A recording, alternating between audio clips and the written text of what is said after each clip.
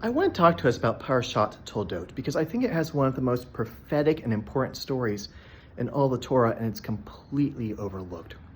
You see, in this portion, Yitzhak is redigging the wells of his father Abraham, and he does it on 3 separate occasions. And I think this is important for us Messianic Jews because we have to understand Messianic Judaism, we're not doing something new. We are rediscovering the faith of Messiah Yeshua. We're rediscovering the faith of those who came before us. A lot of people come into Messianic Judaism and they think we're doing something new, something that's trailblazing. We've never done it before.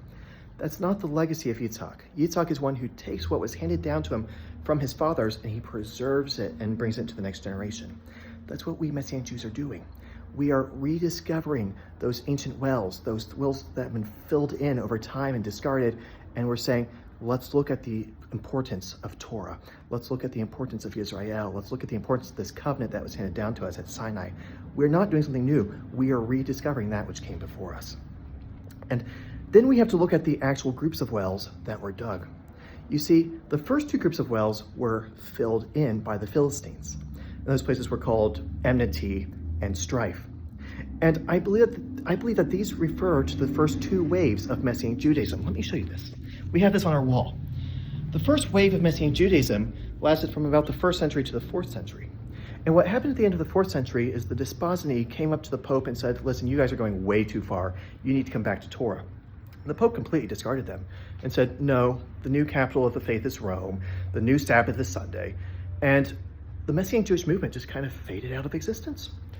And that's a nice way of saying it. Largely what happened is the Roman Catholic world cut us off. They weren't allowed to trade with us. They weren't allowed to sell to us. So the Messianic Jewish world had to assimilate to the Roman Catholic world or kind of just die off from starvation. And then we have the second wave here. And the second wave, you'll see it's about 1300 to 1500. This is the rebirth of Messianic Judaism, and it took place in Spain by a group called the Conversos. And what happened to the Conversos? Something horrible called the Inquisition.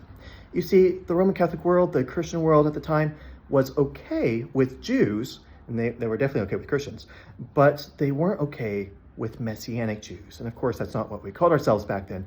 But the Conversos, the idea that there are Jews converting who believe in Messiah Yeshua, but they're still retaining the Torah, oh, that's horrible. And they killed us off horribly.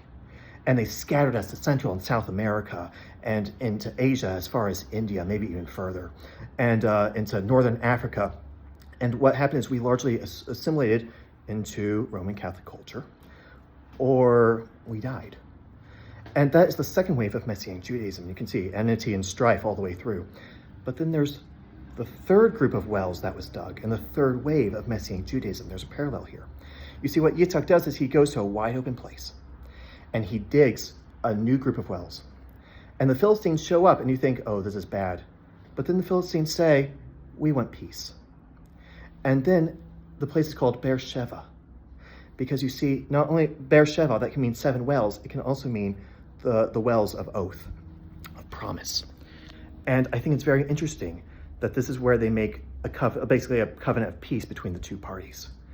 And what does this pertain to? I believe this is incredibly exciting. This pertains to what happened in the late 1800s, all the way into the modern world. You see, Messianic Judaism began to explode again in the late 1800s. And I have like Lichtenstein up here. I have a Theophilus Lucky. All these great Messianic Jewish figures started to come out and say, listen, we're believers in Messiah Yeshua. And it's not that the Gentile world pushed back against it. The Gentile church said, really? We want to be a part. And what happened is, especially in the 60s, Messianic synagogues began filling up with Gentiles. Now, in the first 2 waves, there was pushback against it. The Gentile church did not like this. But in the third wave, suddenly they said, this is amazing. And they started being drawn to Messianic Judaism in fulfillment of prophecy. And we could get into that, but we won't. And what I see here is peace between like the Gentile party and the camp of Yitzhak, the Messianic Jew. This is very unusual. This has never happened before.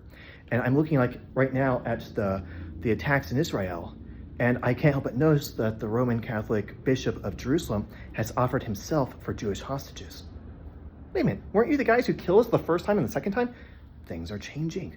There's now a desire for reconciliation and peace. And the thing is, the Philistine attempt at reconciliation wasn't that great.